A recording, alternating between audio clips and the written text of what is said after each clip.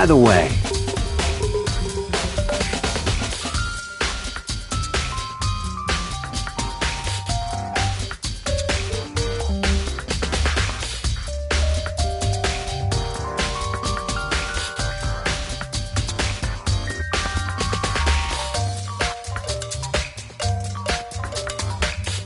you son of a bitch! Shit.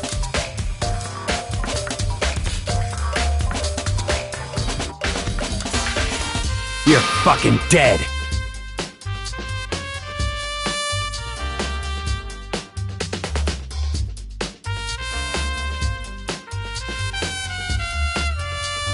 Yo.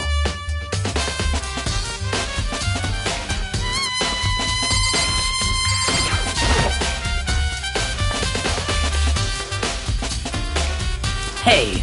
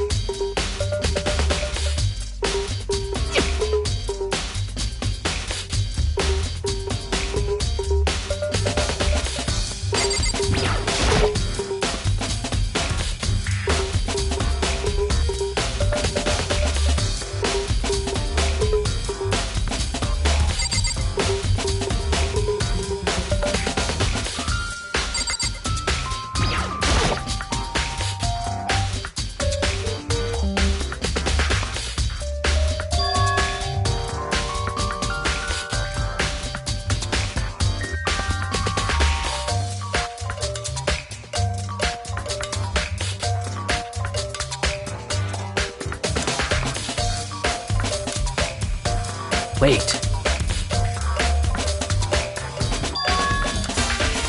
Huh.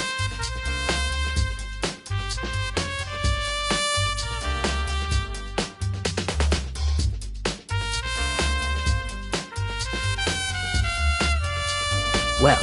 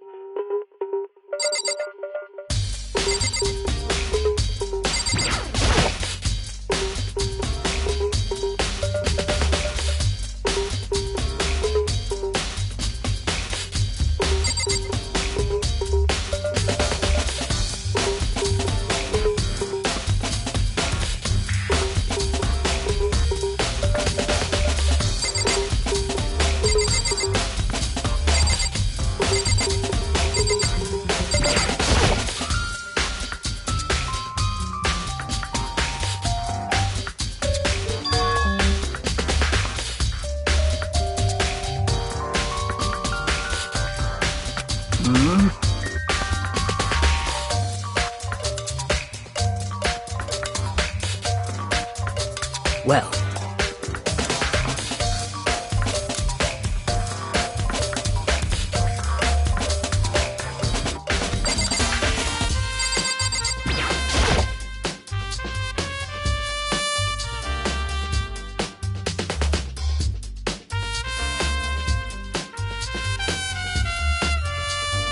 What are you doing?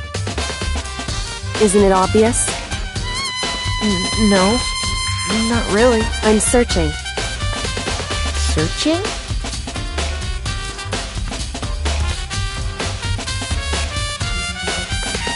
Did you lose a contact or something?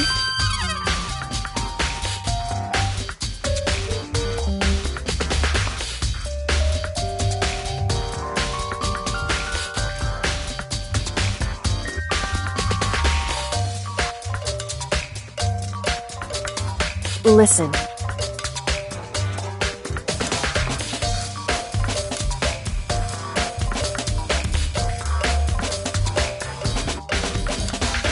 I see. Hey.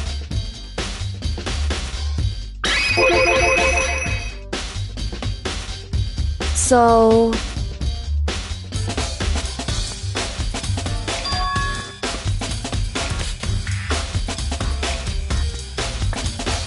Indeed.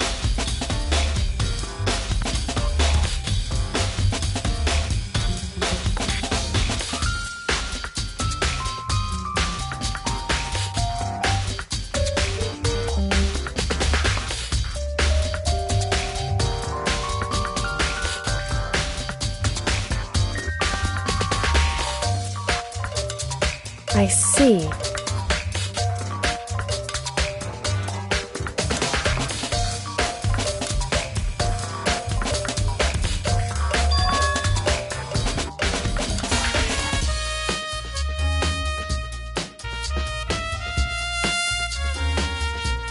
Well?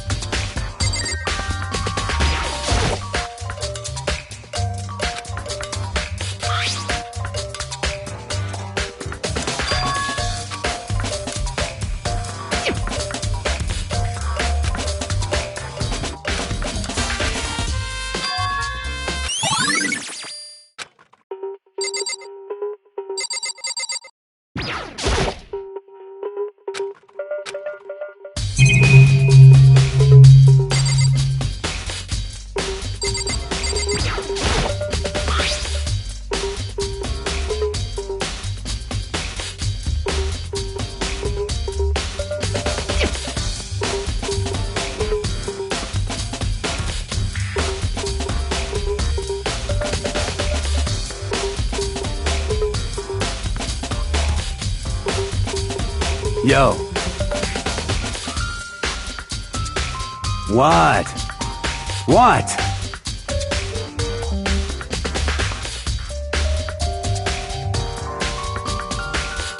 What? What?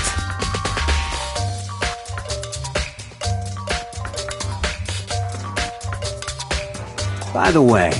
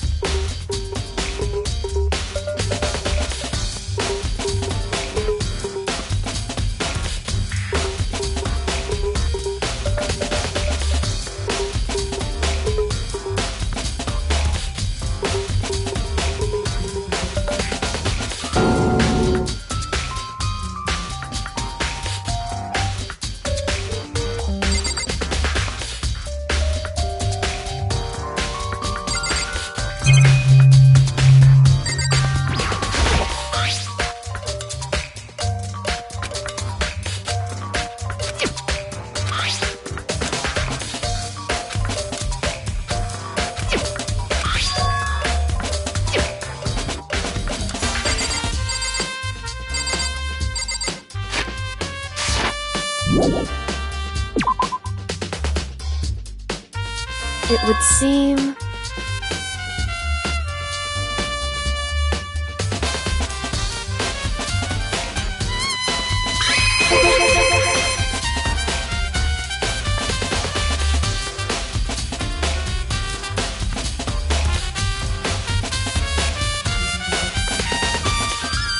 Right.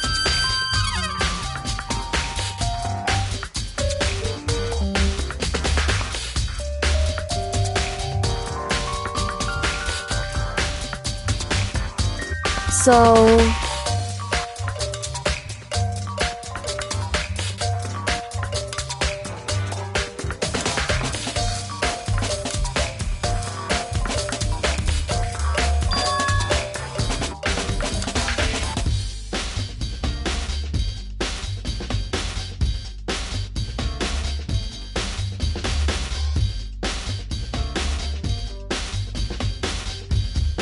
well,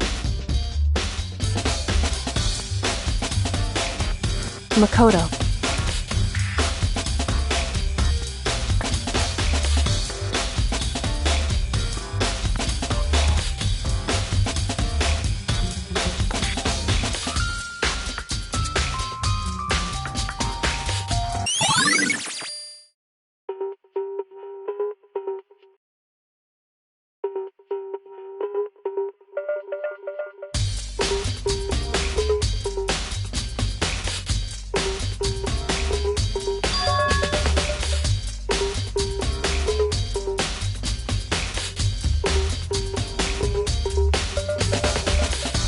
Makoto.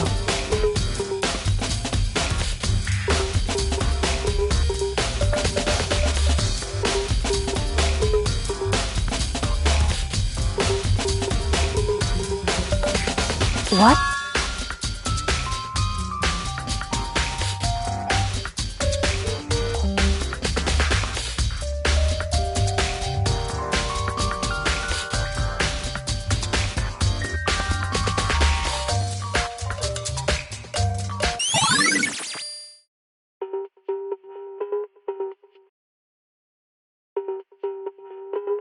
Correct.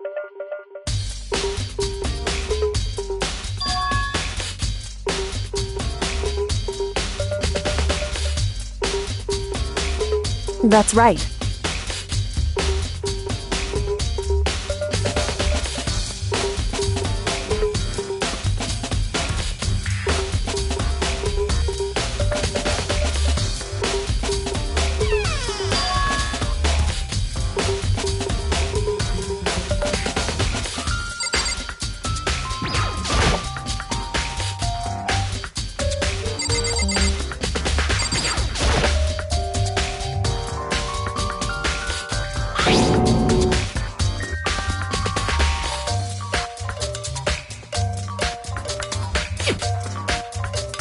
It would seem...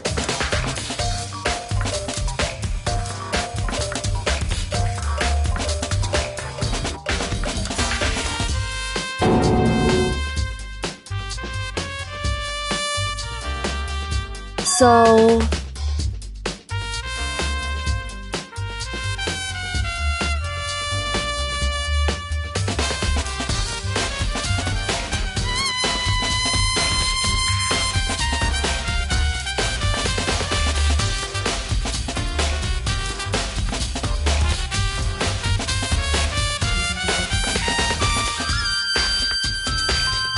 Just a second.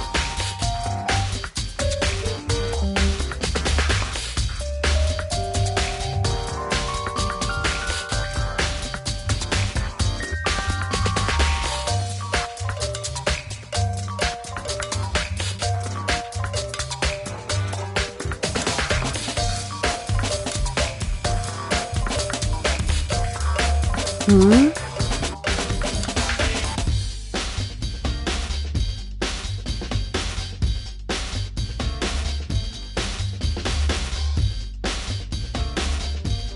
I see.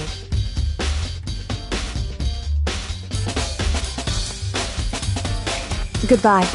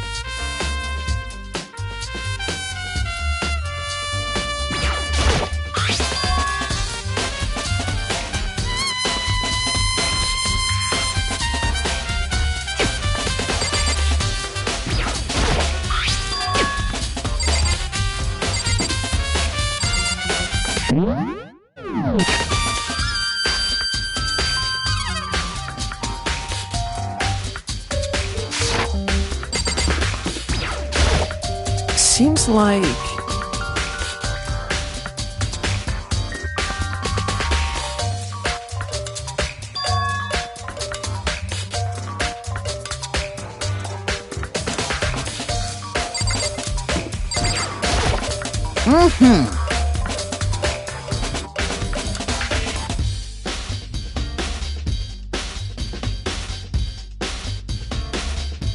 Most suspicious.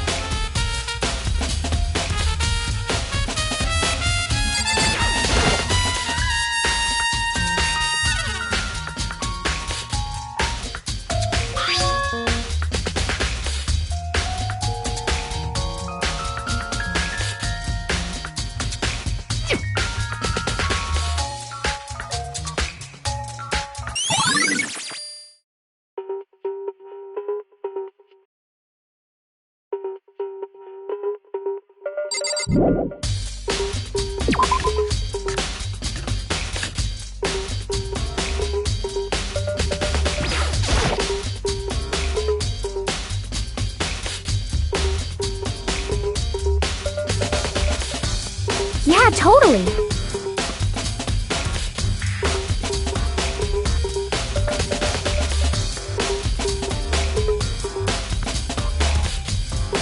That's right.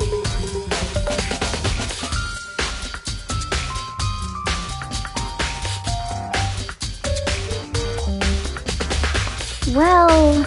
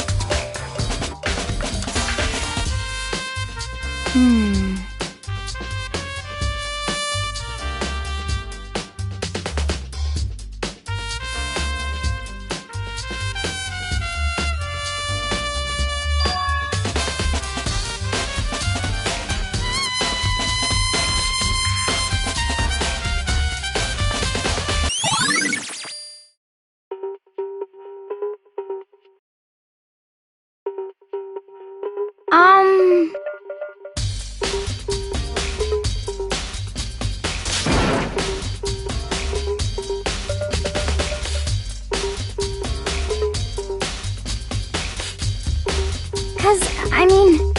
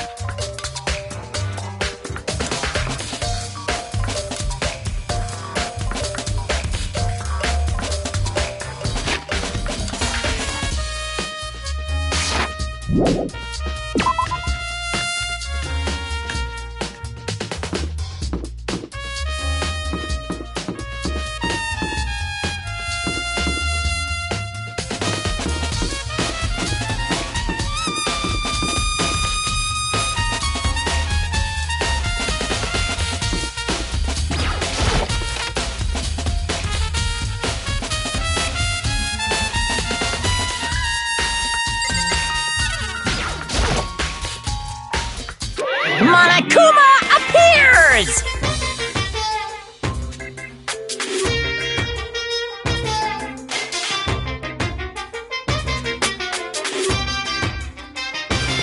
No, no! You can't go any further!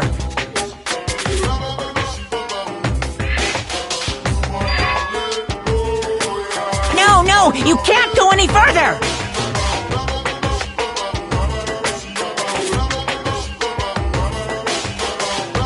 No, no! You can't go any further!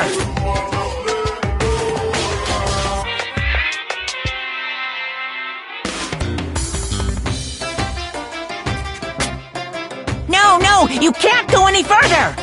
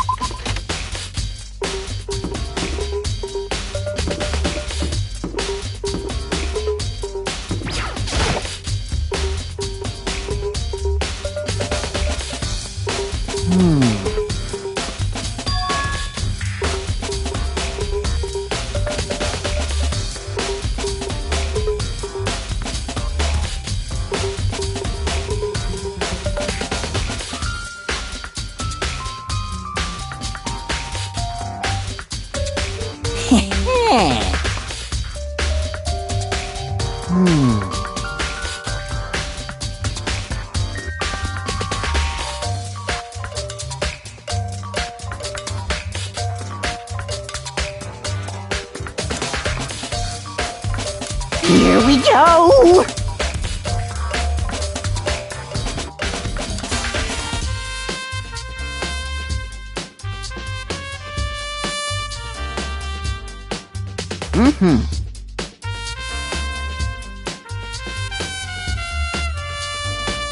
Very strange.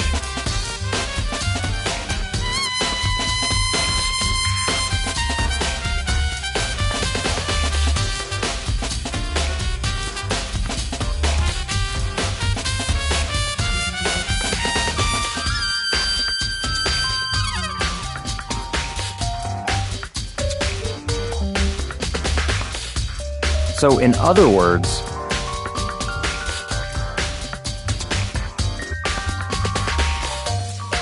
so that's it.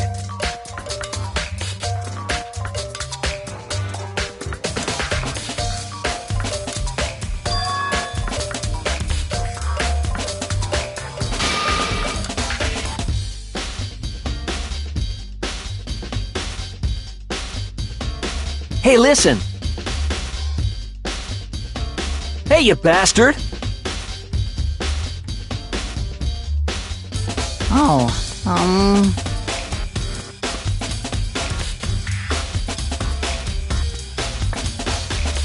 You...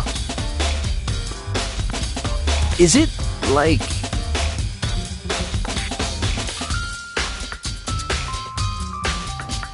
there's no way to think about this in a common sense kind of way. You know what I mean.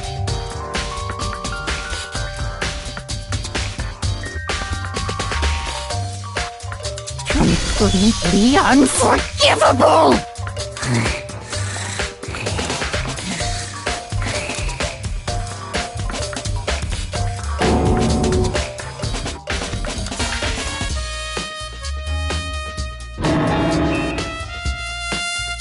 Give me a break.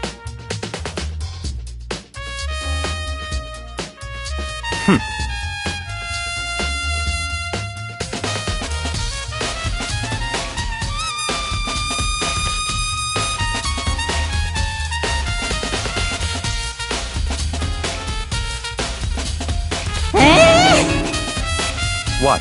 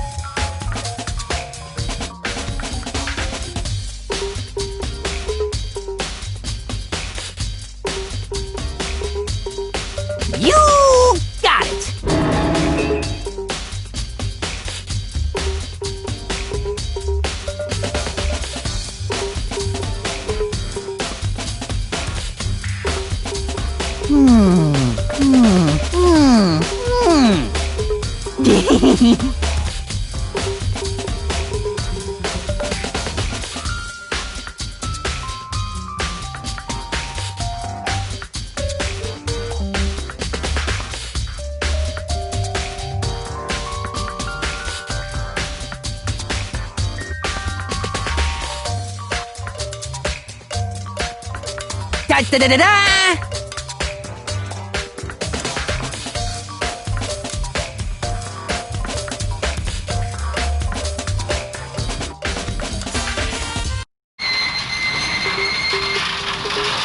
Mr. Naegi! Without a doubt!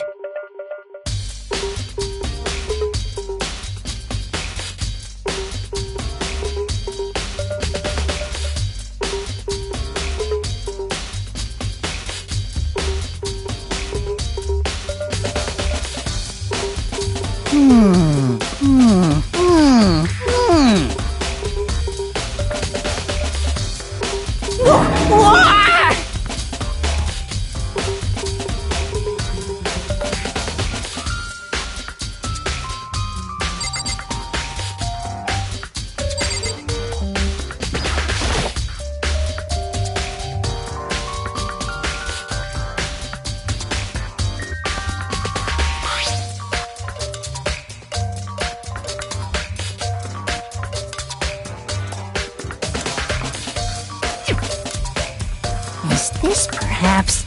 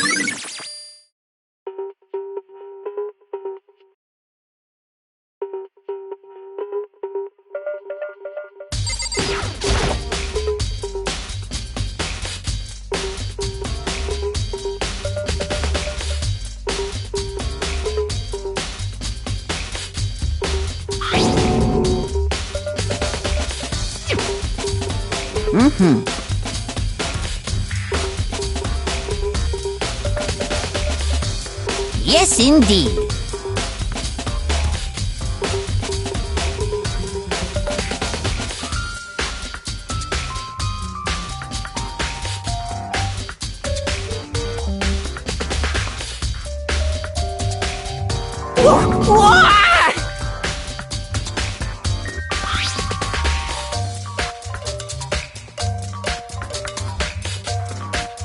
Was it a fairy?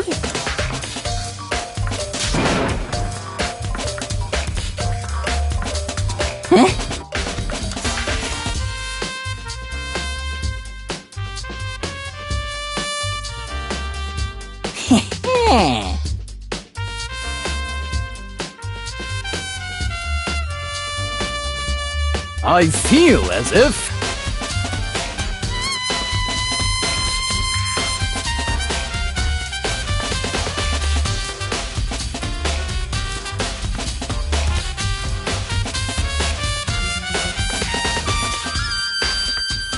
Most suspicious.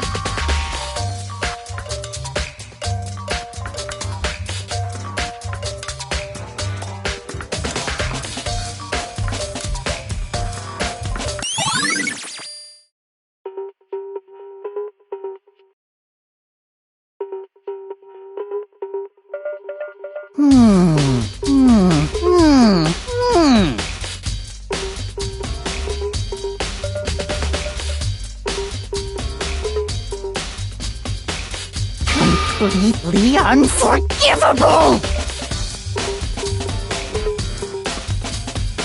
That's it! I'm sure of it!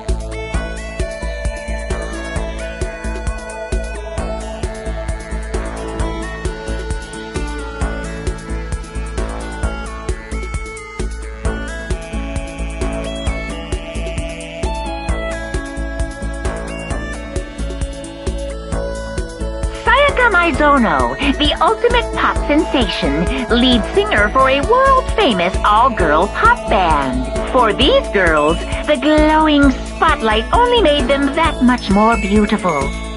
But then...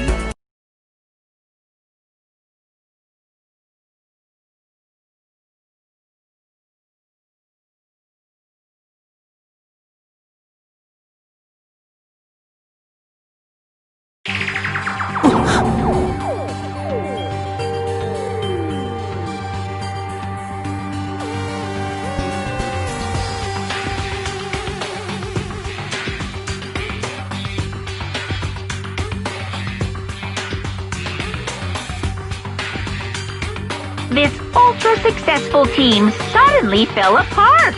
None of them will ever perform on stage again. None of them will ever feel the warmth of the spotlight. For Sayaka, there's simply nowhere for her to return to. So here's the billion-dollar question. What, oh what, could have caused the group to go to pieces?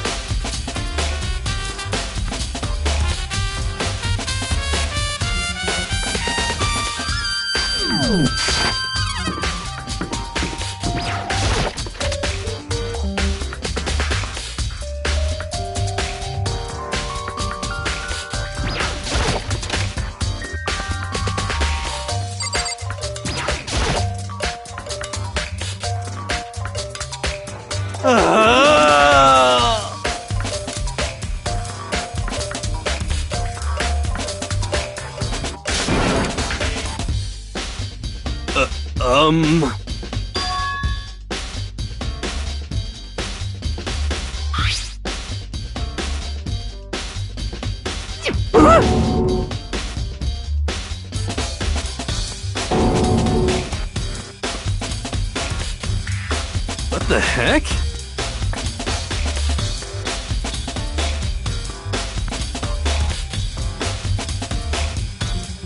What?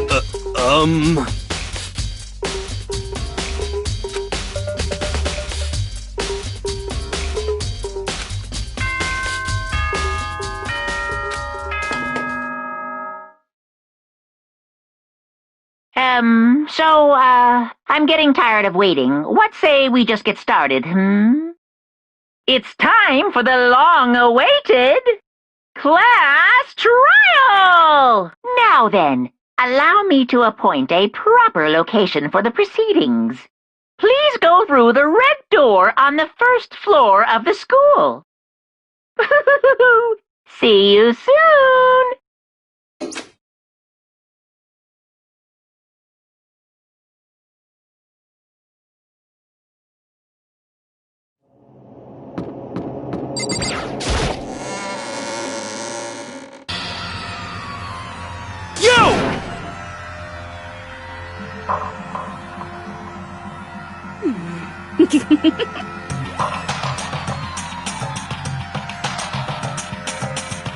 Listen to me!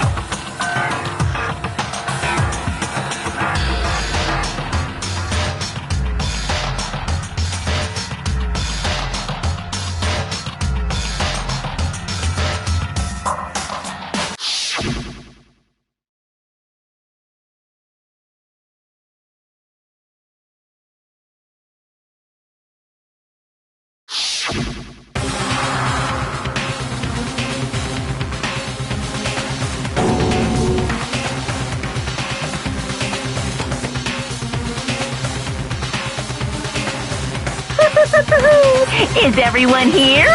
Okay then, please board the elevator in front of you, which will transport you to the courtroom, where all your fates will be decided.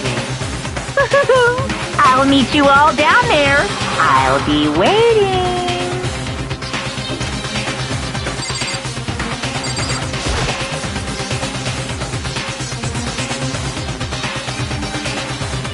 Well then.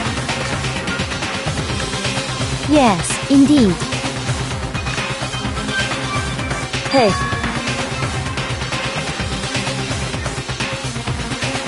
Makoto.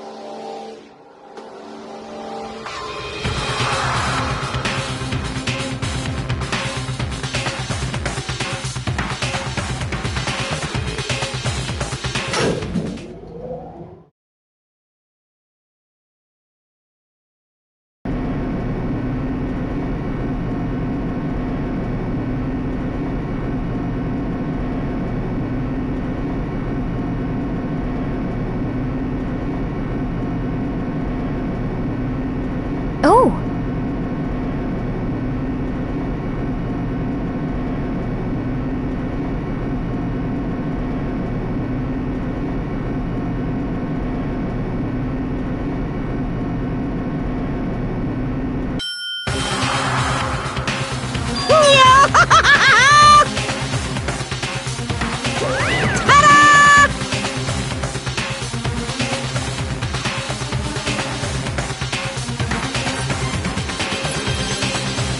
Shit. Well now. Yoo-hoo!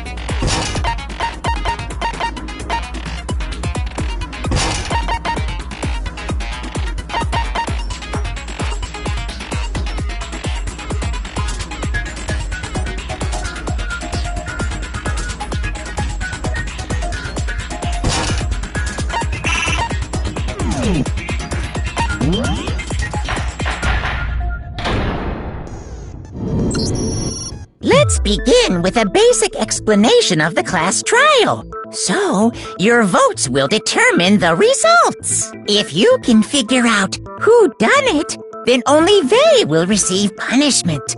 But if you pick the wrong one, then I'll punish everyone besides the blackened, and the one that deceived everyone else will graduate. And the killer really is one of us, right? Of course! Okay then. Everyone, close your eyes. And whoever did it, raise your hand. Don't be a goddamn idiot. Why the hell would they raise their hand? Before we move on and start the trial, can I ask a question real quick? What's going on with those pictures? I'd feel awful if they got left out just because they died. Friendship penetrates even death's barrier. Friendship penetrates? Okay, but what about that other empty seat? There were only 15 of us to begin with, so why are there 16 seats? Oh, no reason. It's just that our little courtroom here can technically fit up to 16 people. Okay, that about does it for the preamble. Get ready to get started. First up is the case summary. Now, let the class trial begin.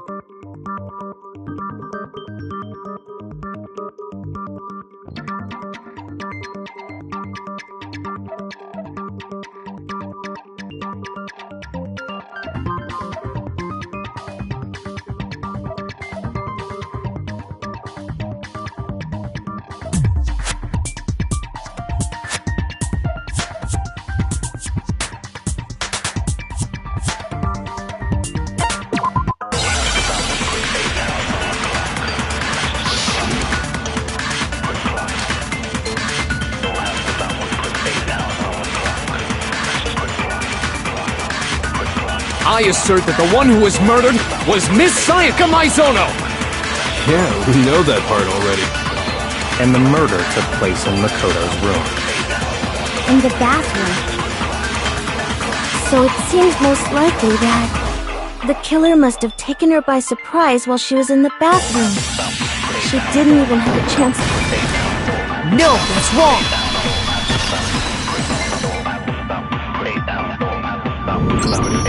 Just a second, Chihiro. Try to remember how my room looked. With the way things had been damaged, I think we can definitely assume there was a struggle. A struggle? Between who and who? Between Sayaka and the killer, of course. So you're saying Sayaka wasn't caught by surprise in the bathroom? She must have been attacked in the main room first. Then, she ran to the bathroom to try and hide. The killer followed her in, and that's where they finished the job. That much should have been obvious after taking one look at the scene. It shouldn't even need explaining. Sorry. Okay, so what's next? Next is the subject of the murder weapon. Wow, this is starting to sound like a real trial.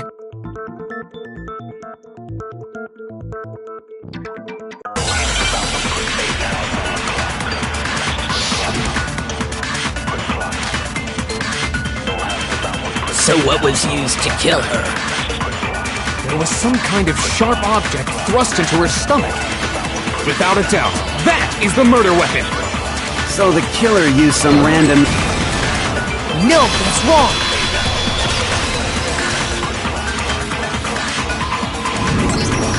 No. I do think it was a knife, but not just any knife. I'm almost positive it was a kitchen knife. Huh?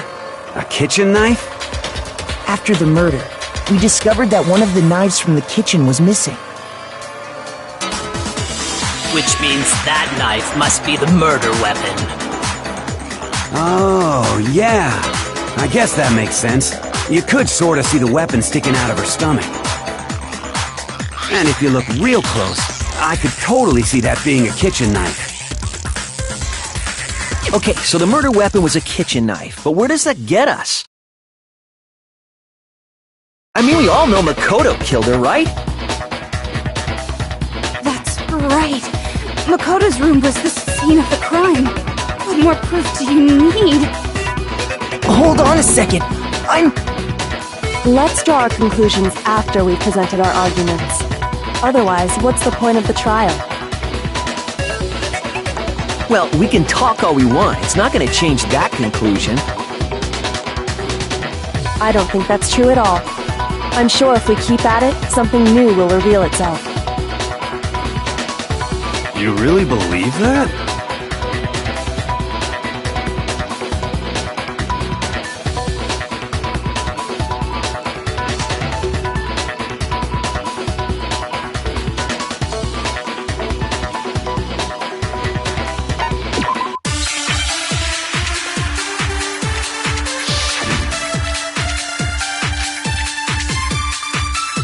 So I guess there's no question that the kitchen knife was the murder weapon. But where does that get us? Makoto must have taken it from the kitchen, right? He did it in secret. No, that's wrong!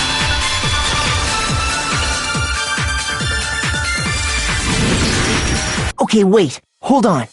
I didn't take the knife from the kitchen. Next, you're gonna say you're not the killer, right? Go ahead and say it all you want. Well, what if I have a witness? What do you think, Hina? Huh? Remember what you were telling me earlier?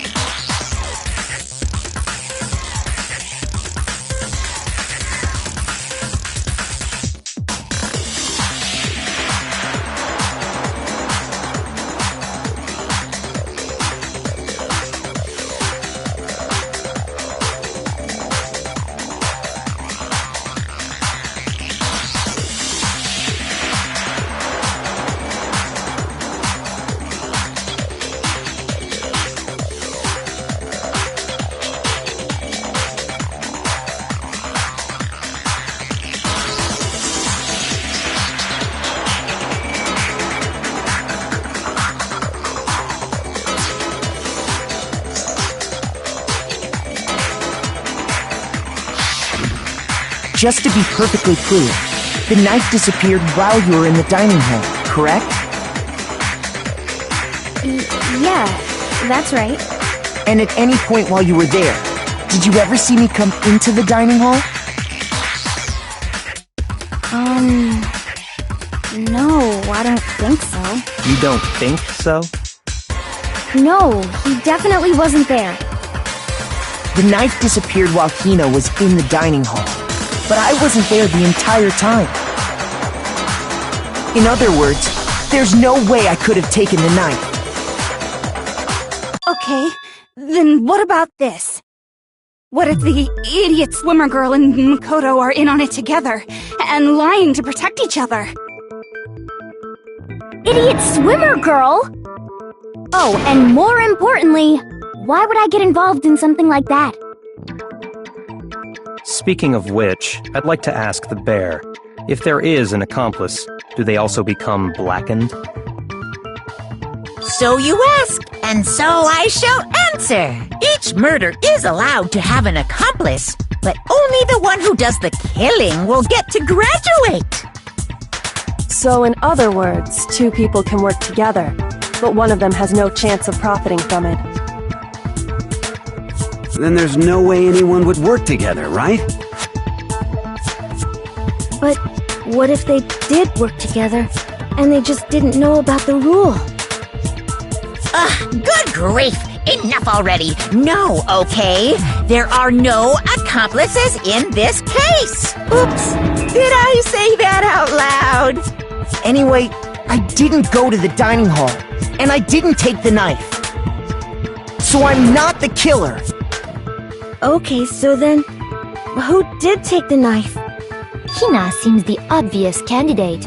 After all, she just said she was in the dining hall. No way! I swear it wasn't me! Sure, but can you or anyone else prove that? I can. That's right! Sakura was with me the entire time I was drinking my tea. I hate to have to ask, but just to be sure, Sakura's... Me. Right. But then, couldn't either one of them have grabbed the knife? Actually, no. Because, well... Just spit it out already. I stayed in Hina's room last night. I got so scared thanks to those creepy videos. I wasn't really thinking, I just asked her to stay over. Which means we have airtight alibis. You stayed over? Doesn't that violate one of the school regulations? We're not allowed to sleep anywhere but the dorms, but it doesn't say we have to stay in our assigned room. So, I don't think that's a problem. It is a problem! A boy and a girl spending the night together? It's unwholesome! But I'm a girl. You are? Oh my gosh, I'm so sorry! But if it wasn't either of you, then what other possibility is there? Actually, there is one other possibility. Right, Hina? Oh, yeah, that's true!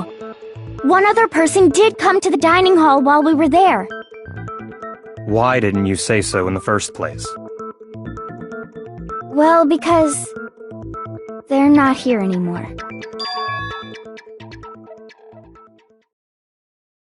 Sayaka. She's the one who came to the dining hall. And then later, she wound up dead.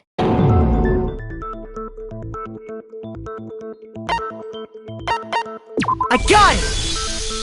Then, Sayaka is the one who took the knife? That's the only possibility. And thinking back on it, she was acting kind of unusual. When she came into the dining hall, she didn't even look at us. She just went straight to the kitchen. As she left, she said she just wanted a drink of water. But most likely... And the person who took the knife was the victim herself! I'm sure she just took it for self-defense. So you're saying the knife she took was then taken from her, and she was killed with it? In that case, you may not have taken the knife, but you still could have killed her. What? See? He did do it after all! No, you're wrong! So, that's how you would twist the argument and send us all off in the wrong direction? You possess a most terrifying talent.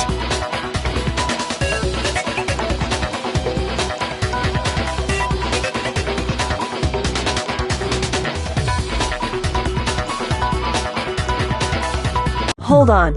It's still too early to decide conclusively that Makoto is the killer, wouldn't you say? Because you see, if the room did belong to the killer, then they did something most bewildering. And until we unravel that little mystery, you simply can't declare that he's the killer. Bewildering? What the hell are you talking about? Something was missing from the scene of the crime that by all rights should have been there. You know what I'm talking about, don't you?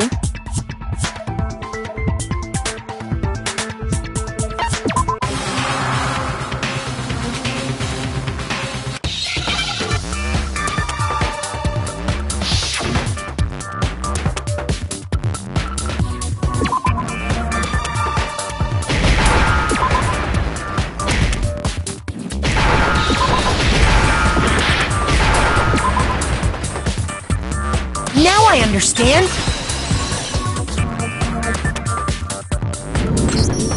That's right! There wasn't a single hair on the floor! So, the culprit removed some evidence? Yes, and if I were the culprit, why would I need to get rid of all the hair in my own room? It wouldn't be unusual at all to find my hair at the crime scene if the crime scene is in my room. The reason all the hair was gone was to remove any trace that Sayaka had ever been there. That makes sense, does it not? No. If that were the case, they would have had to do something about the body itself, not just her hair.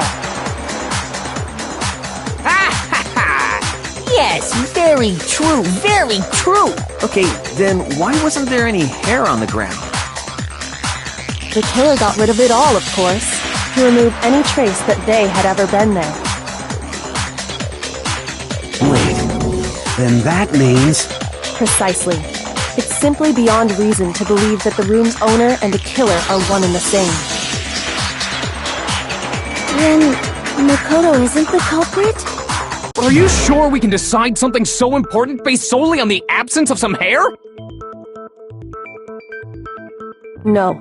There are other reasons that prove why Makoto couldn't have done it. I would like to hear these reasons. Do you remember anything remarkable about the bathroom at the scene? Sayaka was attacked in the main room first, then fled into the bathroom, right? Yeah, then they ran after her, got into the bathroom, and stabbed her. And how did the killer get into the bathroom? Did they have any trouble with it? What do you mean? It's fairly certain that the killer had some trouble getting into the bathroom. There was clear evidence left behind. Do you remember, Makoto?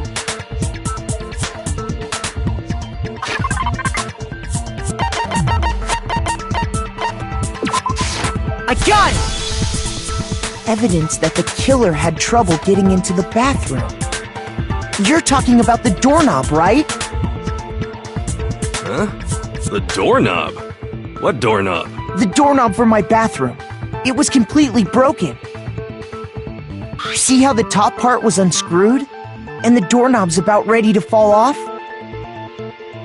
Oh yeah, true. But what does it mean? In trying to bypass the lock, they ended up nearly removing the entire doorknob. This is another most bewildering act for the room's owner.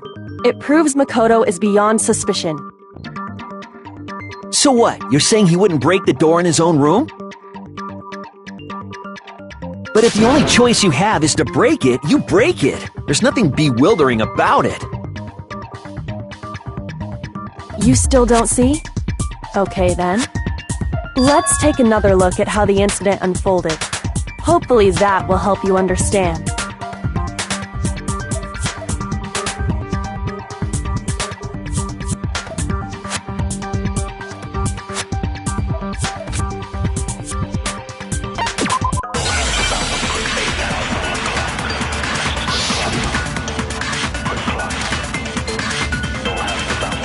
The incident took place in Makoto's room. Sayaka was first attacked in the main room. She then fled into the bathroom. Then the killer ran after her. And they got into the bathroom.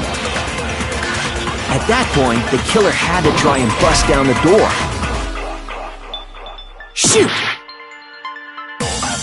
The incident took place. Sayaka was first. She then fled into the... Then the killer ran, and they got into the back. At that point, the kill because Sayaka had locked it. And finally, the culprit... To finish the job. It was you! We already know the answer. The incident took place. Sayaka was first. She then fled into the... Then the killer ran, and they got into the back. At that point, the kill because Sayaka had locked it. No, that's wrong.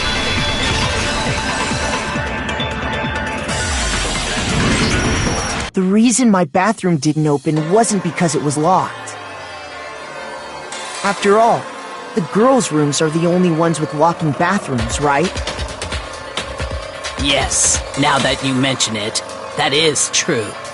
Then why didn't your bathroom door open? because it was stuck. Huh? What are you talking about? My bathroom door doesn't fit in the frame quite right. Monokuma over there can testify to that. Yup, true as true can be. But you know, you're supposed to be the ultimate lucky student, right? But to have such a cruddy door, that's not lucky at all. So the reason the door didn't open was just because it was stuck. But the killer didn't know that and assumed it was locked. So they tore apart the doorknob to get in. Okay, but then why would the killer even think the door was locked in the first place? Everyone should have known you can't lock any of the boys' bathrooms. The killer could easily make that mistake, thanks to one important detail about the scene of the crime.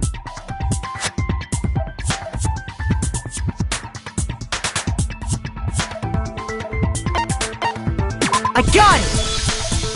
The killer must not have realized that it was my room.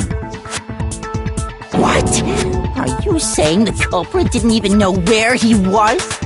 That's inconceivable! And yet, he's absolutely right. Say what? Well, to be more specific, what the killer didn't know was that Makoto and Sayaka had switched rooms. Which is what led to the misunderstanding about the bathroom. If Sayaka had been in her own room, then there would have been a lock on the door, and they would have had to break through! So they had no idea how unnecessary their actions were. Ultimately, we can't know if it came open by force or simply by accident. But the killer must have been considerably confused, with no idea how they actually got the door opened. Regardless, it was a pointless act.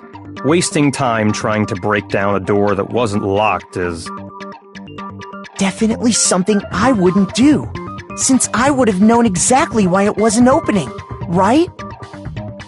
That is a definite possibility. So the killer would have to be someone who didn't know they'd switched rooms? Then Makoto couldn't have done it.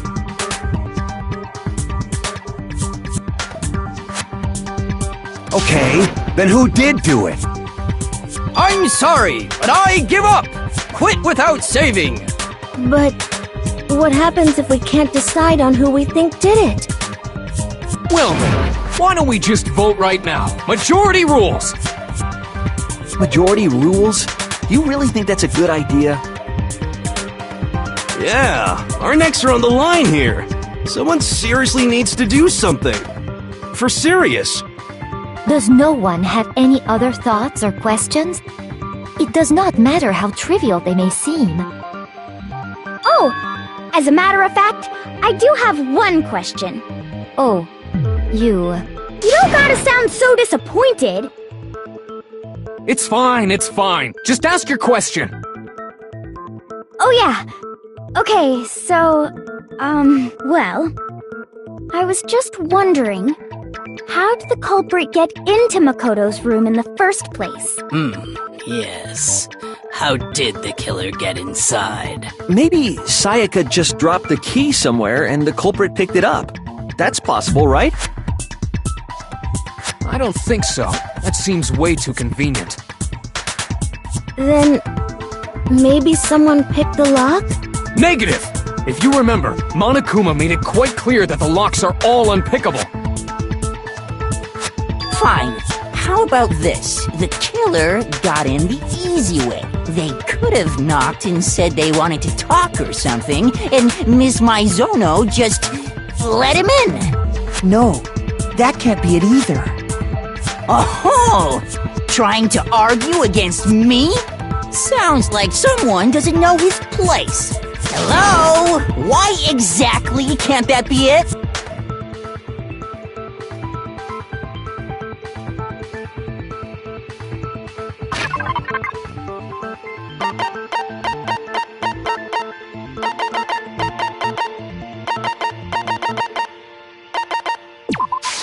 I got it! Because Sayaka was already scared, remember? That's why she asked me to switch rooms in the first place.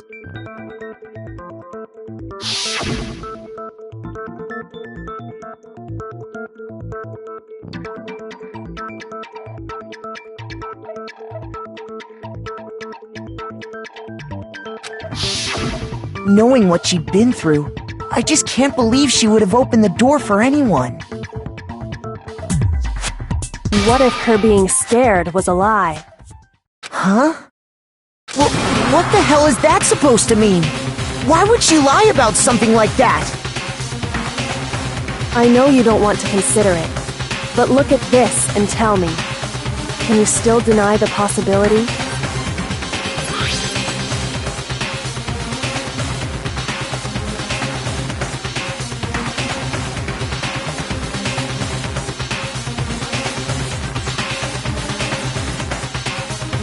I found a notepad during my search, and I shaded in the top sheet with a pencil. And these are the words that appeared. Oh man! I've totally seen people do that on detective shows.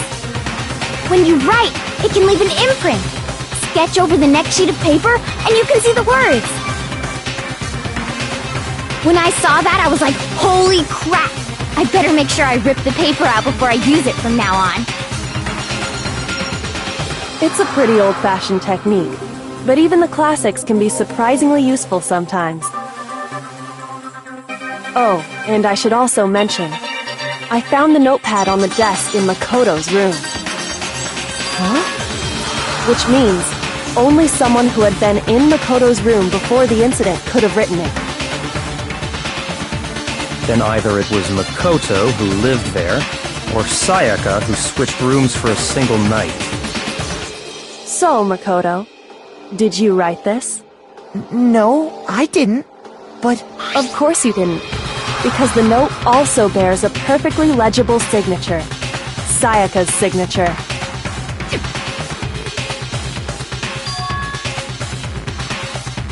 But why?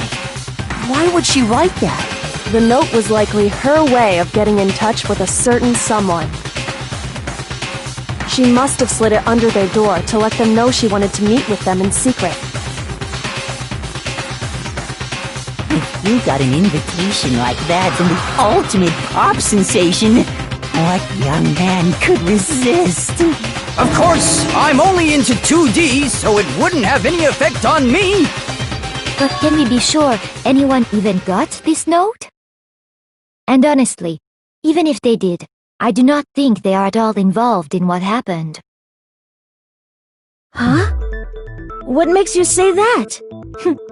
Would you like to hear what I have to say? Very well then, pay attention.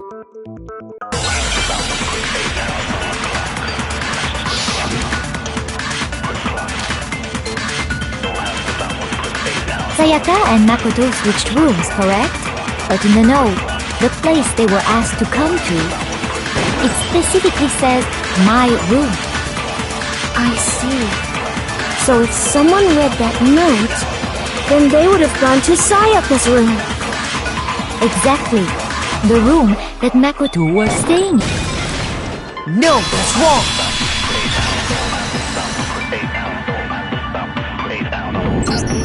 The nameplates on Mai and Sayaka's rooms got switched. They got switched? That's right. The nameplates got switched, just like the rooms themselves. As a result, the nameplate on Sayaka's room actually had Makoto's name. And the nameplate on Makoto's room had Sayaka's. So what you're saying is, the room Sayaka was staying in was actually marked as her room. Then, if someone did do what the note said, they would end up at Makoto's room where Sayaka was. Plus, their rooms are right next to each other, so switching the nameplates would be no problem. And the one who switched the names was... Well, of course it wasn't you, right, Makoto? Right? Okay, then who did it? I got it! Me and Sayaka were the only ones who ever knew about us switching rooms. So the only other person besides me who would even know to switch the nameplates was Sayaka. You can also infer as much from her note.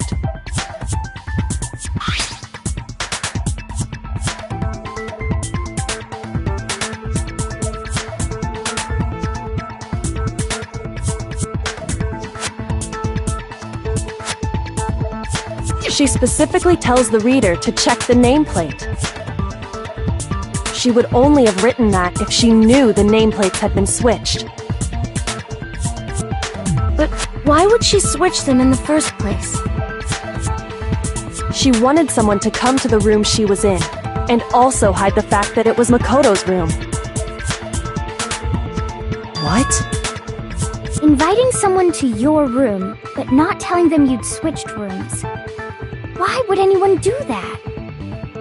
To understand that, we first need to understand what happened after she invited the person into the room. That's where the answer lies. What happened then was probably whoever she invited over came in and attacked her. We figured it out! We know who did it! Whoever she invited over is the culprit! But we still don't know who it is, you goddamn idiot! Sayaka fought with her killer there in the room, yes? Perhaps the answer to our previous question lies in that initial struggle. Yes, I think you're right. Then... we just have to figure out what happened during the fight, right? That reminds me. There was a replica sword at the murder scene. Was that perhaps used during the fight? Oh yeah. What's the deal with that sword? Sayaka suggested I should hold on to it. I thought it might come in handy if I had to defend myself. It seems pretty likely that the killer used it to break Sayaka's right wrist. How the hell could you possibly know that's what broke her wrist?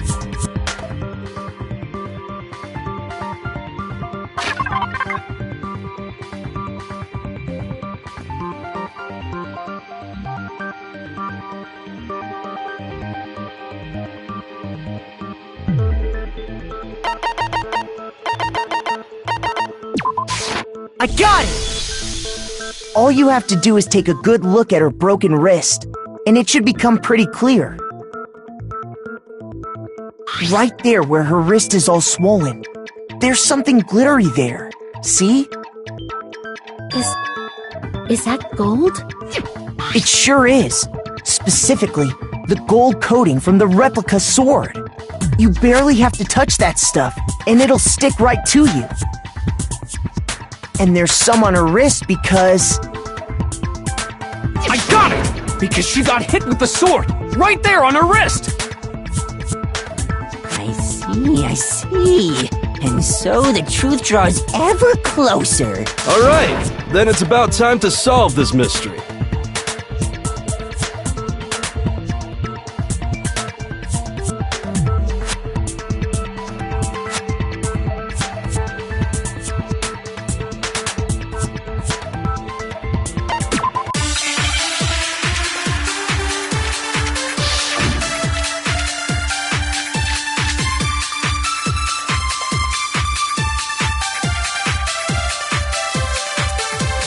When the fighting broke out, the culprit grabbed the sword, and that's when the first blow was dealt. The sword-based sneak attack!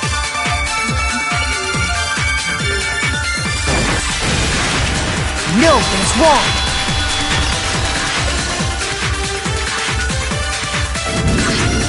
Actually, no. I don't think the fight started with the sword. Huh? Why not? Because the sword's sheath had been scratched. See? There's a gash in it. Like someone cut into it with something sharp. Something sharp? You mean like the kitchen knife? That was the only sharp thing found at the scene. Stop jumping ahead! Slow down and explain it so I get what the hell's going on. If the sword was used first, there wouldn't be any explanation for the scratch on the sheath. If you were going to attack with the sword, you'd take it out of the sheath first, right? That's true. With the sheath on, it'd be heavy and bulky and useless as shit. Okay, so how did the sheath get damaged? If they got attacked with the kitchen knife, maybe they grabbed the sword as a defensive impulse. In that situation, there wouldn't be any time to actually unsheath the sword. So you're saying the sword was initially used to defend against an attack from the knife? Which means whoever had the kitchen knife was the one who attacked first. I think I get it! So here's how it all played out. The culprit came in, found the kitchen knife hidden there somewhere. Then they took the knife and attacked Sayaka before she knew what was happening. So she grabbed the sword to defend herself, but then the culprit took that from her too. Then, after they broke her wrist with the sword, they took the knife and finished it. Sorry, but I don't think Sayaka used the sword to defend herself. What? How the hell can you not think that? Because she never held the sword at all. There's a certain part of her body that makes this clear.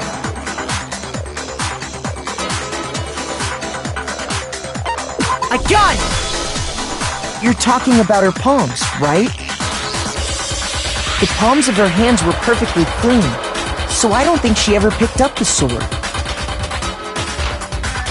How can you know that just by looking at her palms? Like I said before, the gold coating on that sword comes right off. All you have to do is touch it.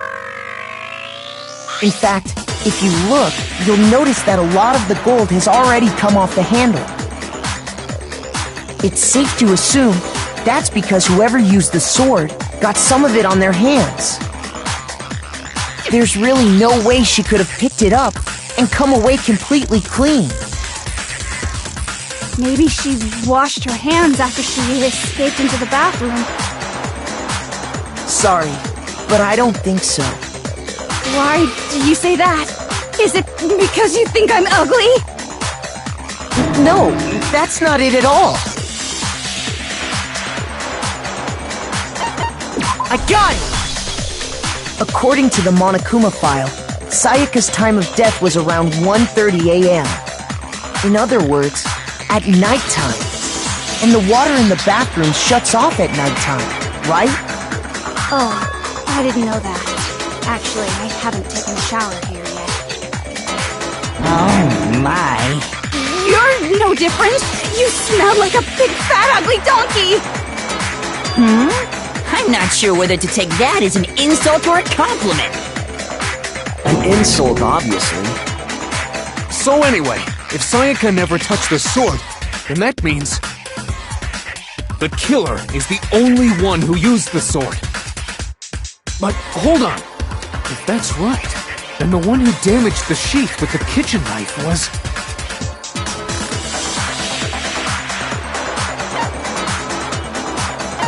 I got it!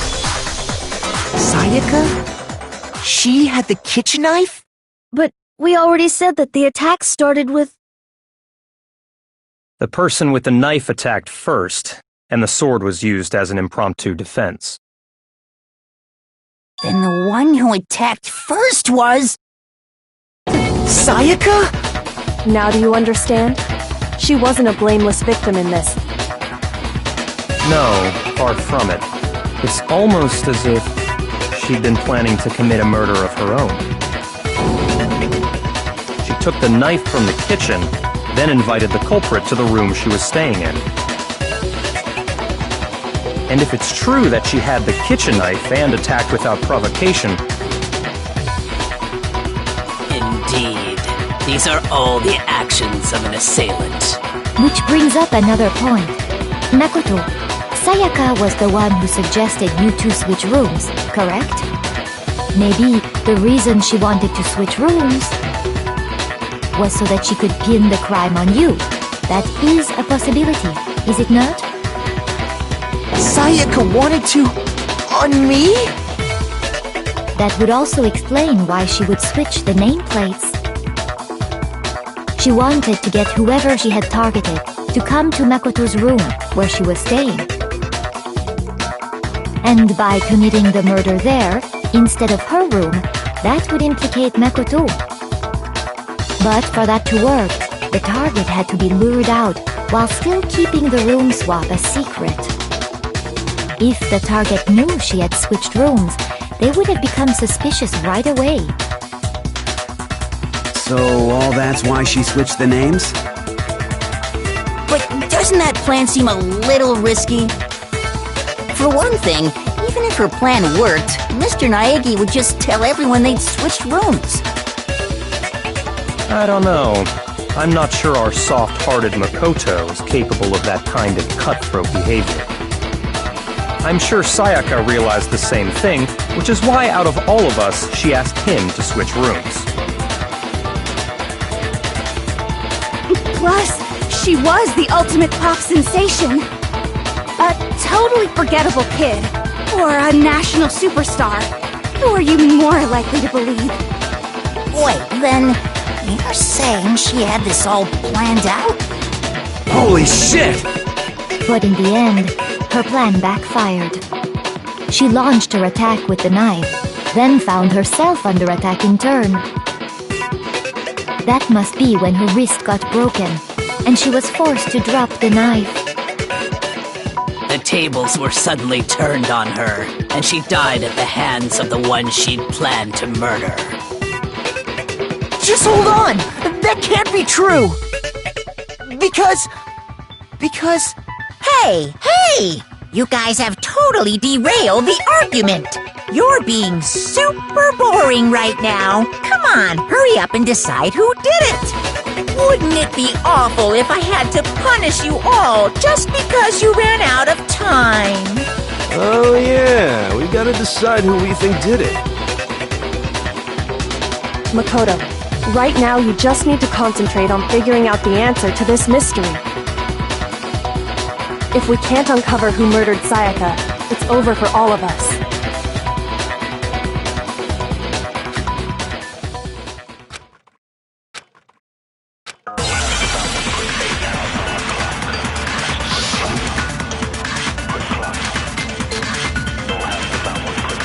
It's easy just to say, hey, decide who did it. But there just aren't any more clues, right? No, it's wrong.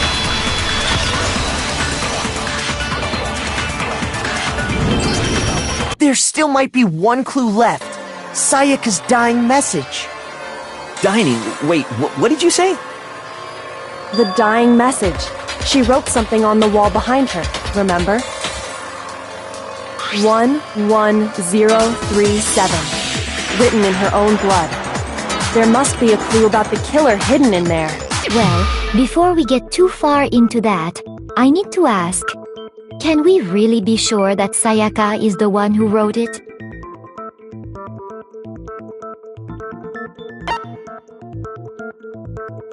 I got it! Her left index finger had blood on it.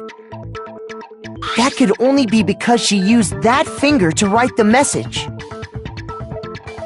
I see. She broke her right wrist during the fight, so she'd have to use her left hand to write. Sure, I think we can all agree Sayaka wrote it. But still, what the heck do those numbers mean? 11037? Hey, Chihiro. You're a computer nerd or whatever, right? You should know all about numbers and shit. No, that's not... Yes, I'm a programmer, but I don't see any kind of meaning in these numbers. Of course. It's because they're not numbers. Oh! Yeah, it looks like... Huh? What? No, it's just... look at the numbers, assuming they're not numbers. Don't these first two, 1-1, look less like two numbers and more like one letter? Ah, you're right. The connecting line is barely there, so I assumed it was 1-1, but looking at it now, you could also read it as an N. Whoa! You might have finally just said something worth a shit. Our little gray cells are really getting excited now. But even if that really is an N037, doesn't make any more sense than before.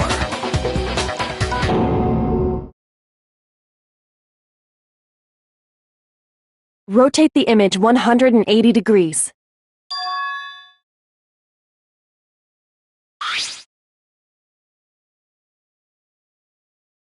Oh my god. Now I see. She wrote down the killer's name. Huh? You just shot past the clue part and right on to who did it. So, whose name did she write?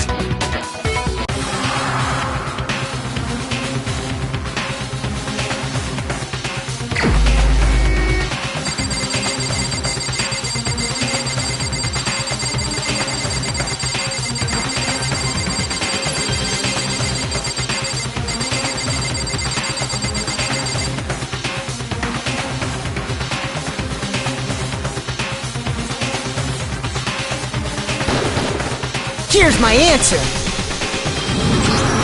The key to solving this mystery was simply to rotate the writing 180 degrees.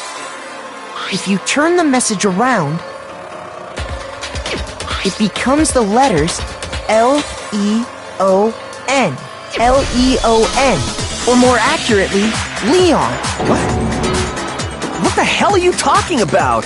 It's just a coincidence. It's just a bunch of random squiggles that happen to look like my name. No, it's not random at all. She wrote that message on the wall behind her as she was leaning up against it. In that position, she couldn't move to write normally, and had to write upside down, as it were.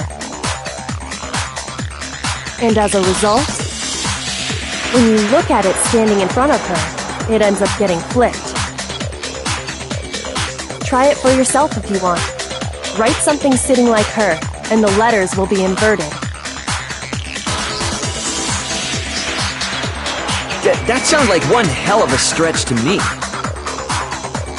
I'm the killer? You can't just go and say shit like that. If you're not the killer, then why did you try to destroy the evidence? Huh? You know what I'm talking about, right, Makoto? The evidence Leon tried to get rid of?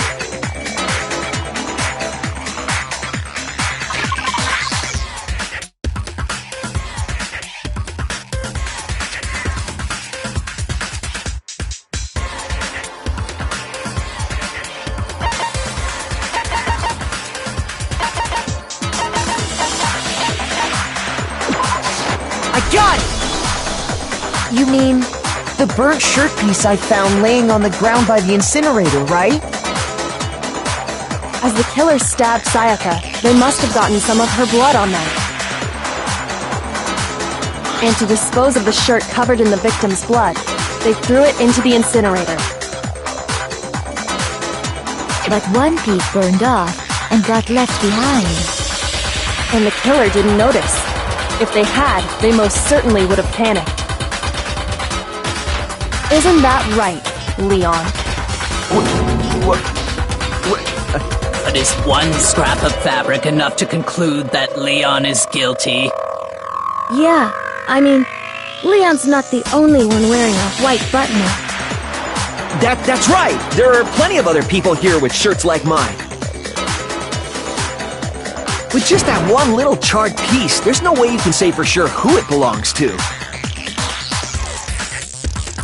You're right. That alone isn't enough. But there are some other points that may reveal the truth. Are you finally starting to understand? The answers to all the riddles are right here. Yeah, I think so.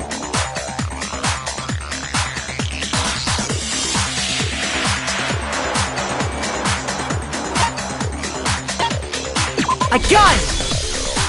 If we look closely at how the shirt was disposed of, we should be able to figure out who the killer is. Oh yeah, that's a good point. I think I know what you're gonna say. you can't reach the incinerator without opening the gate in front of the trash room, right? And obviously, you wouldn't be able to hit the switch to turn it on either. You need the key to get in, and the one with the key was the person on cleaning duty.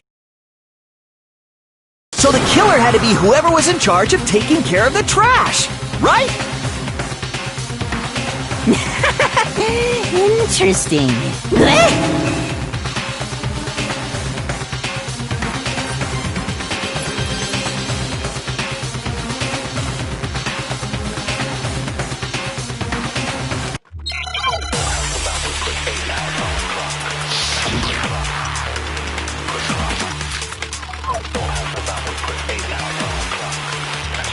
The key to the trash room.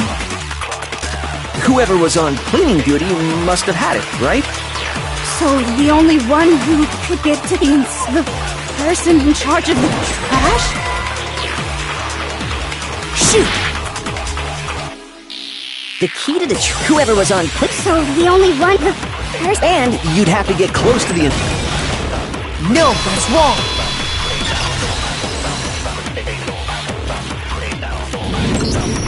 Hold on. I think I know how someone could dispose of the evidence without using the trash room key. But if you can't get past the gate, you couldn't possibly turn on the incinerator, could you? Yes, you could. If you used this. What is it, some kind of glass ball? It's busted to hell. Actually, it was supposed to be a crystal ball, but, But how would you use it? I got it! The killer simply took aim at the incinerator switch and threw the ball through a gap in the gate. All they had to do was hit that switch, and the incinerator would come to life. Someone threw a gap in the gate? Remember what you said before, Hifumi?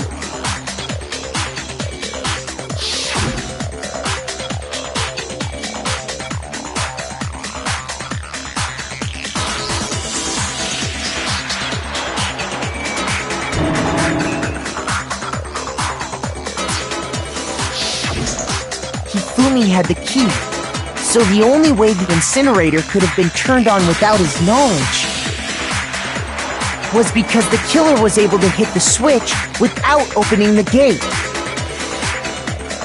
Once they'd gotten the incinerator going, all they had to do was ball up the shirt and toss it in. Hey, come on! What the hell is this? All you have to do is look at the scene to know that the killer never actually went inside the trash room. The shards of broken glass, the incinerator left running, the piece of shirt that escaped the fire. If the killer had been on cleaning duty, the evidence would have been taken care of much more thoroughly. Wait, no, just hold on. But the distance from the gate to the incinerator has to be at least 30 feet, right? The pinpoint accuracy you'd need to throw a glass ball that far and hit something that small. Could someone really do that? That's right! There's no way! It'd be impossible! Difficult, absolutely. Impossible? I don't think so. Because the killer is... I got it! Because the killer is the ultimate baseball star. Isn't that right, Leon? Do you have any idea how stupid you sound right now? A target 30 feet away would surely be little challenge for the ultimate baseball star. You can't be serious. I'm not the killer! These goddamn shipper brains have got it all wrong, I'm telling you! You still won't admit it? Okay then. Makoto, go ahead and review the incident one more time to make his crime perfectly clear. And with that, we can end this. Listen to me! What the hell do you mean, end this? Say what you want, Leon, but all the questions have been answered. and the truth has been revealed. Now here's what happened.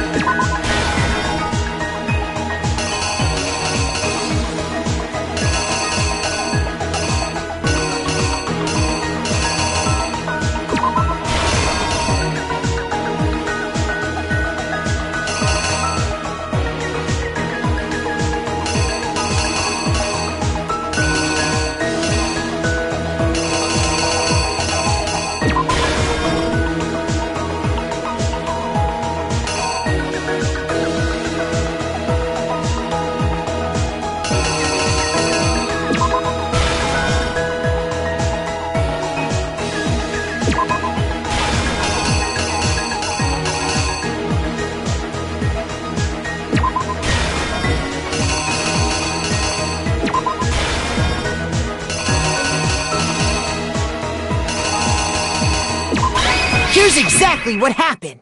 I think I'd better take one more look back at the case from the beginning.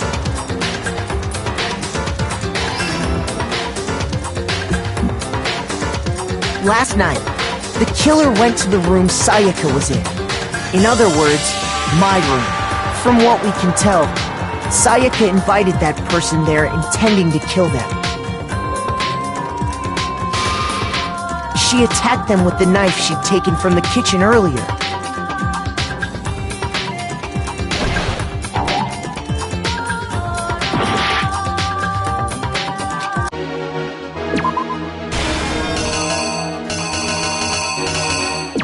The killer is you!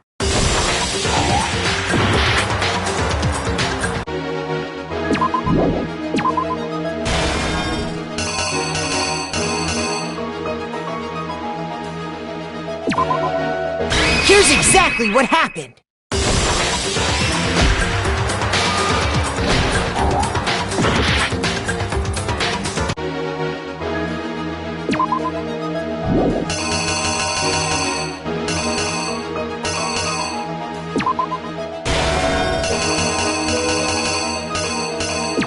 Here's exactly what happened.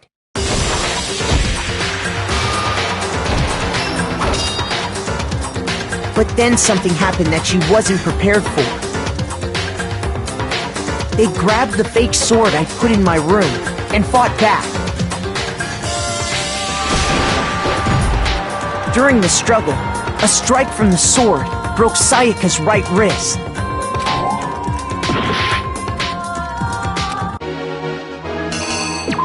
The killer is you! During the struggle, a strike from the sword broke Sayaka's right wrist. And that's when she lost her grip on the kitchen knife. Finding herself cornered, Sayaka panicked and ran into the bathroom. The killer went after her, but couldn't get the bathroom door open. What they didn't know was that my bathroom door got stuck easily, and there was a trick to opening it. Sayaka knew about that because I told her, but of course the killer had no way of knowing.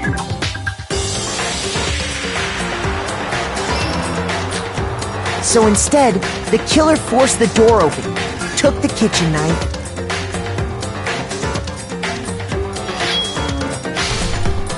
and stabbed Sayaka.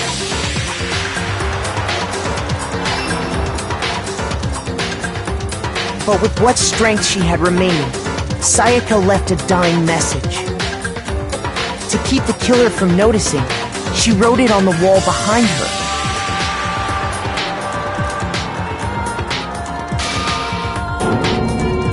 And with that, all her strength was gone. With Sayaka dead, the killer quickly began destroying the evidence. First, they took off their shirt, which was covered in their victim's blood.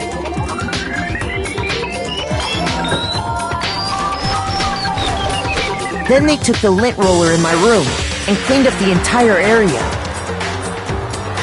They wanted to make sure they got rid of any trace they'd ever been there.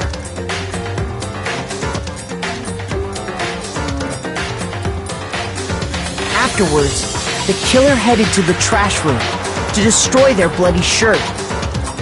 They tried to burn the shirt using the incinerator there. But the trash room was blocked off by an especially sturdy gate, preventing access to the incinerator. So they came up with a plan to use Hiro's crystal ball, which he'd left in the laundry room. The killer managed to throw the ball through the gap in the gate and hit the incinerator switch. For any normal person, that'd be an impossible throw, but the killer had the confidence to take a shot.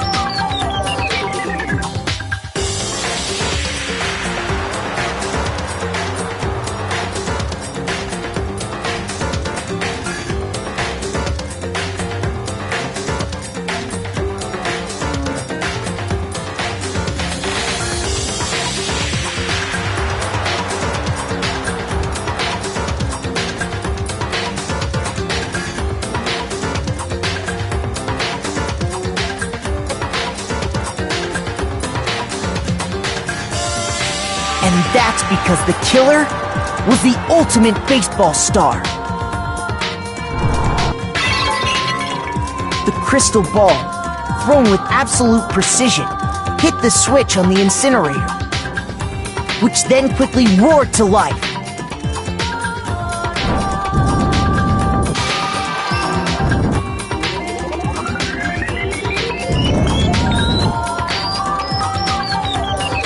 Having destroyed the final piece of evidence, they left the area with, I imagine, a sigh of relief.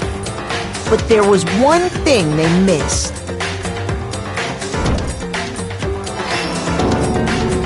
Part of the shirt they'd thrown into the fire burnt away and fell out of the incinerator.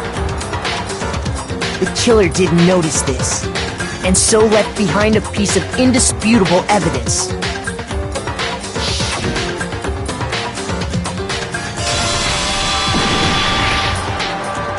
Isn't that right, Leon?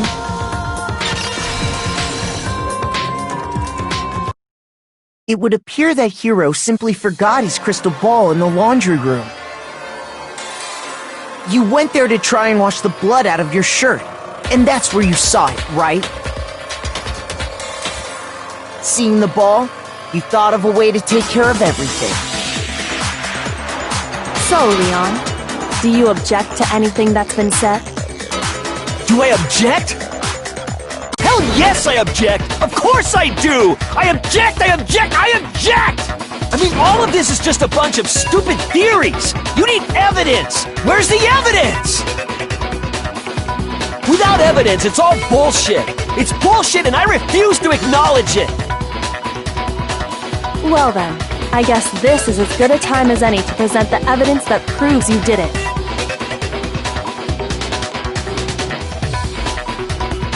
Makoto, I believe you're in possession of that evidence.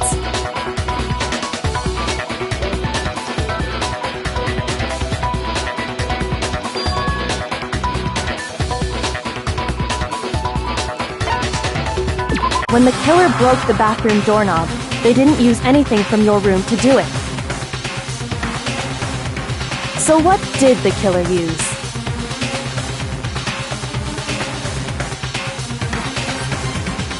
I refuse to acknowledge you! You're stupid! Stupid, stupid, stupid! Stupid, stupid, stupid, stupid, stupid, stupid, stupid!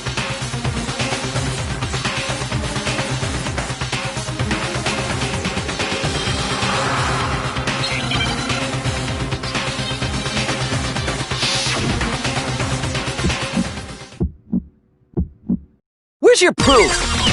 You kidding me? Not a chance. It wasn't me. Stupid. You lied. Shut up. Where's your proof? You kidding me? Not a chance.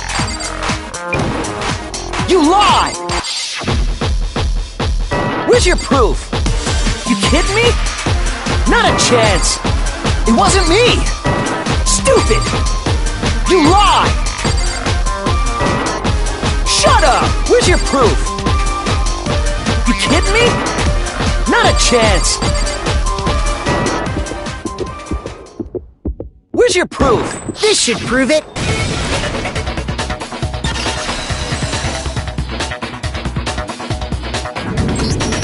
The screws on the bathroom doorknob were removed.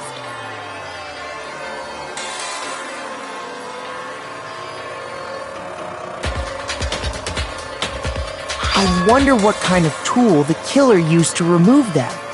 I mean, it had to be a screwdriver, right?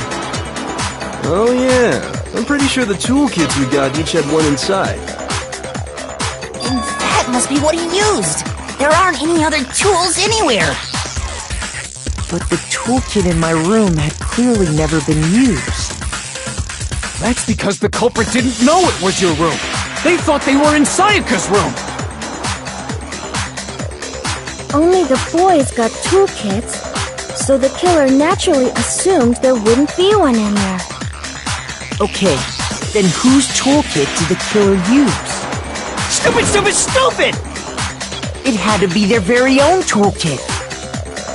Stupid, stupid, stupid, stupid, stupid! Leon, would you mind showing us your toolkit? If I'm right about this, then the screwdriver will show some evidence of being used. Stupid, stupid, stupid! Huh? And if you say you used it for something else, you'll have to explain exactly when, where, and why. And let me say this right now. I lost it isn't an excuse at this point.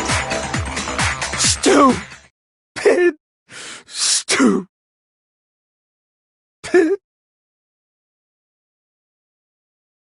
So, you have no rebuttal?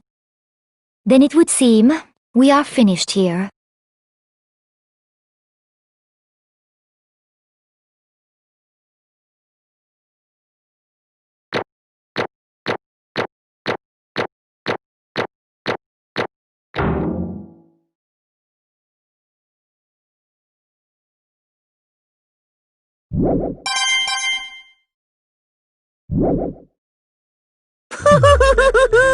Looks like you've reached your verdict. Then are we ready to cast our votes? You all have a lever in front of you. Use it to make your selection. Oh, just to remind you all, make triple sure you vote for someone. You wouldn't want to be punished for something so minor, right? Okay, then let's get excited! Who will be chosen as the Blackened? Will you make the right choice or the dreadfully wrong one? What's it gonna be? What's it gonna be?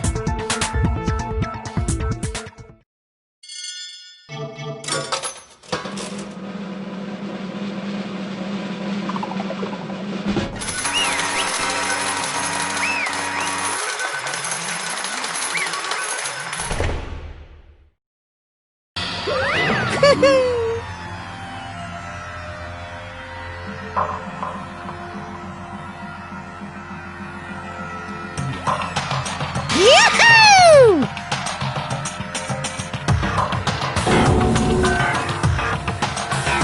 Huh?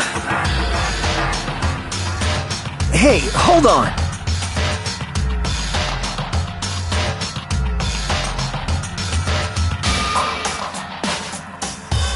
But... You son of a bitch! I didn't have a choice. So, that's why... None of you are any different!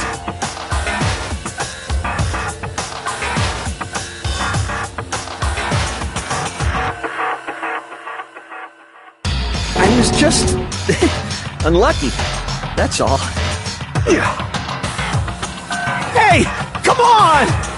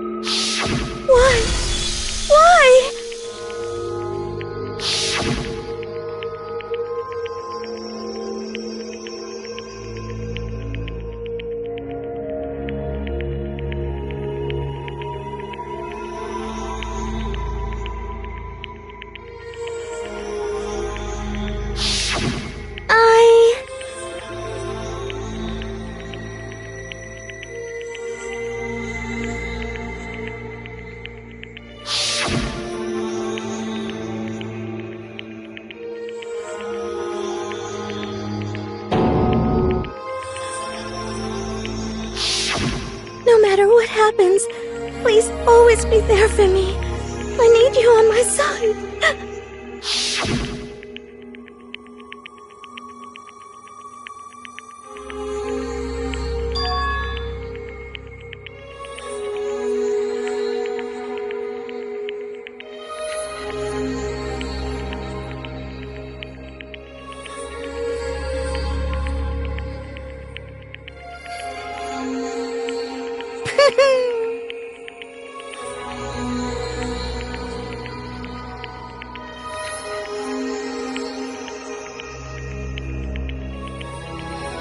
Ba-bum, ba-bum.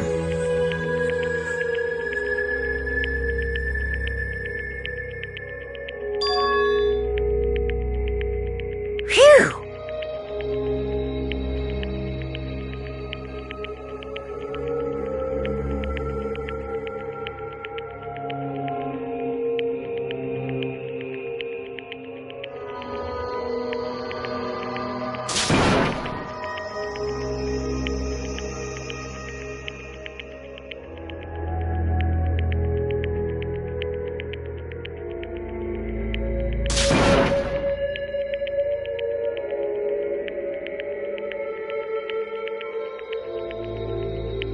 That's enough.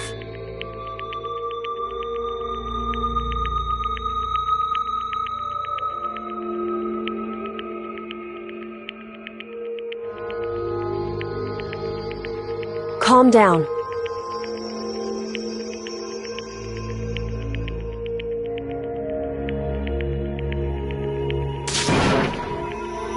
Ba-bum, ba-bum.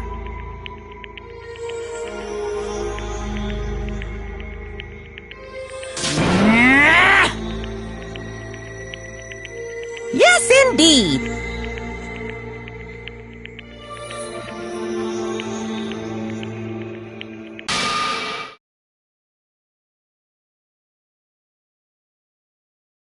Punishment? You mean execution? Wait a second!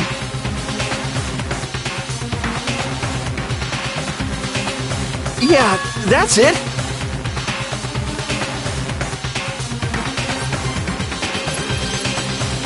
Is that okay?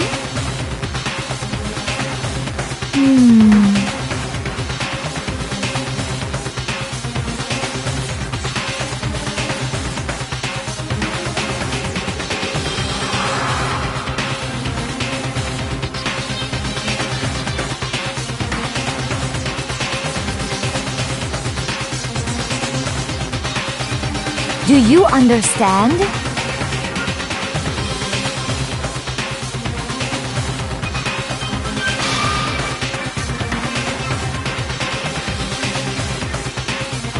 So, that's why...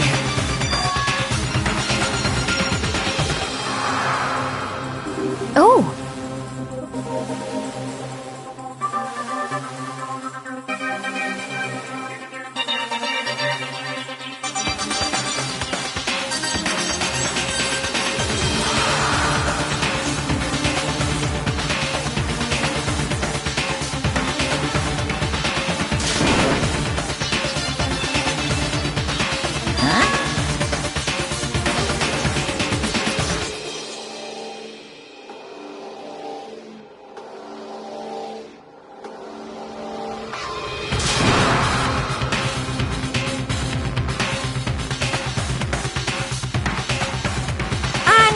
Unbelievable.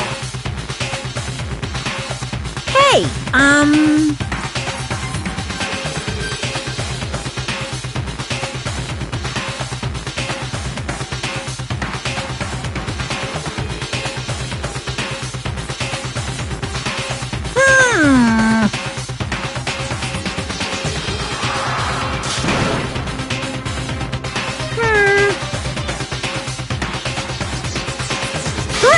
Chills! Kills!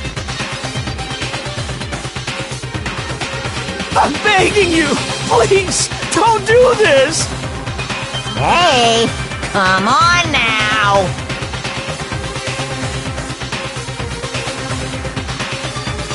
Stop! Please! Now then, I've prepared a very special punishment!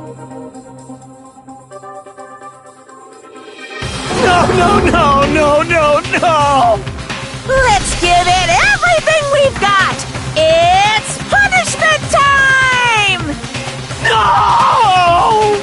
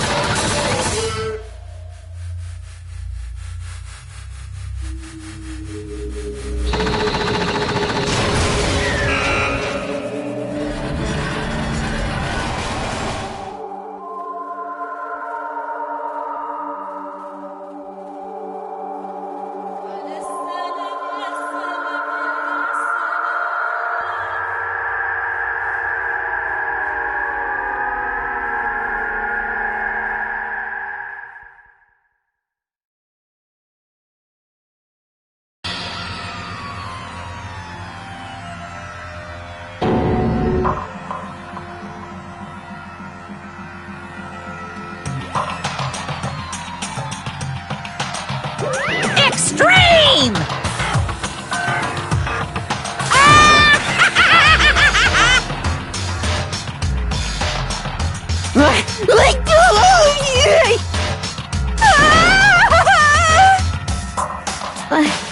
I can't take it.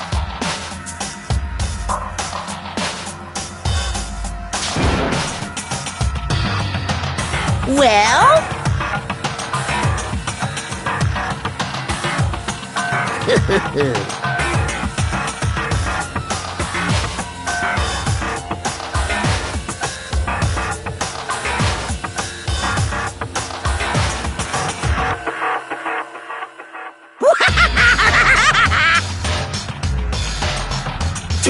Damn you!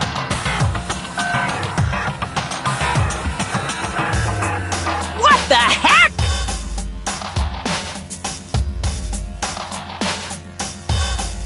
What?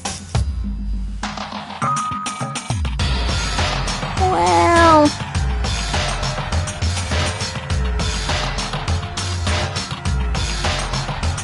Hey,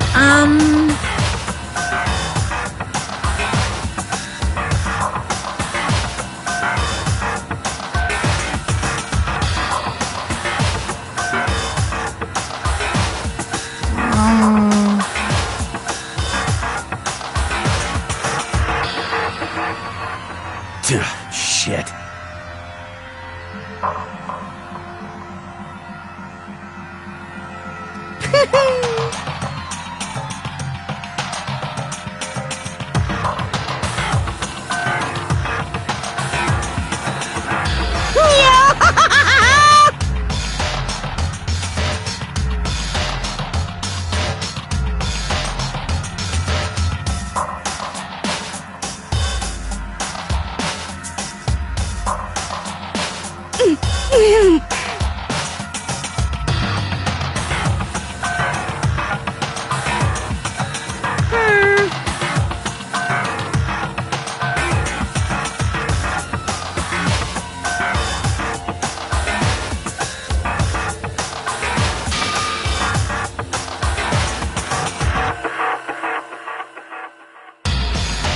What does this mean?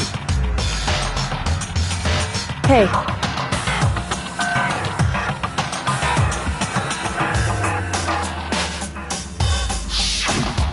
thrills, chills, kills!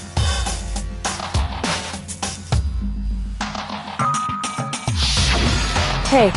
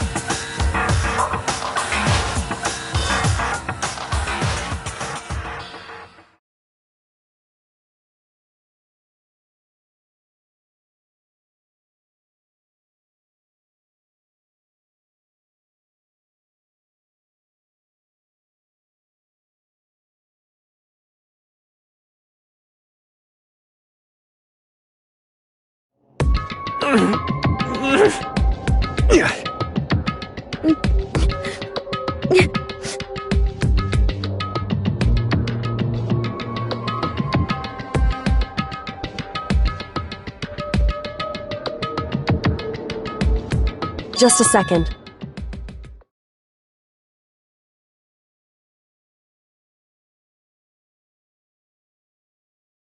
Makoto.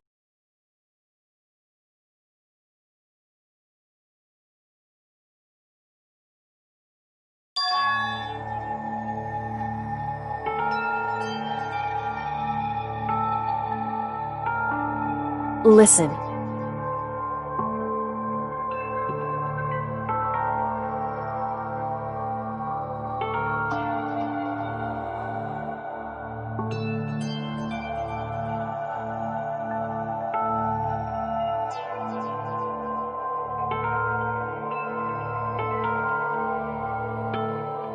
It's true.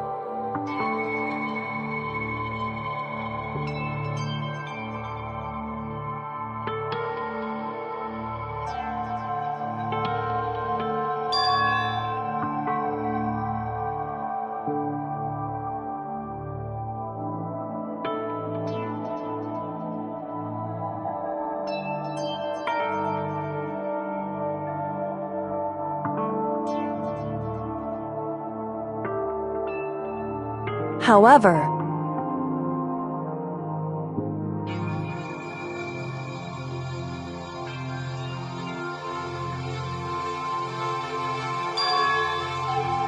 so...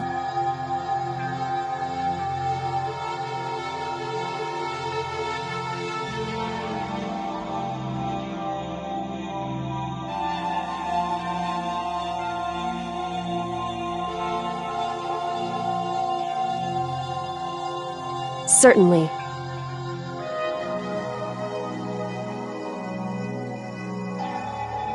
Anyway...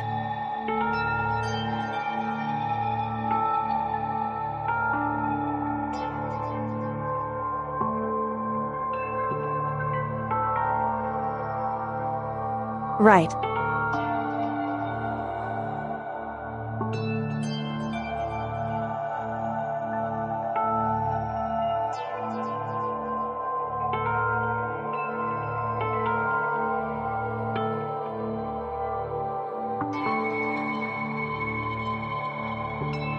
Correct.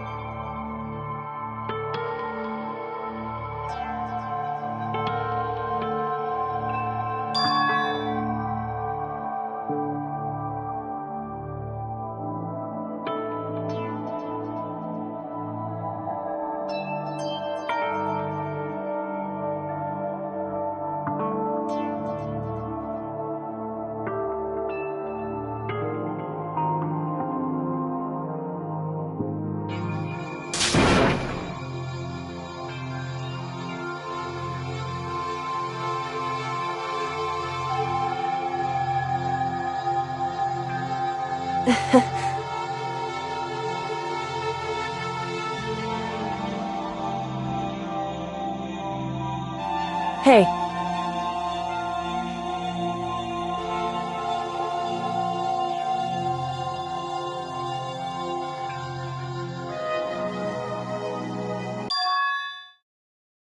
What?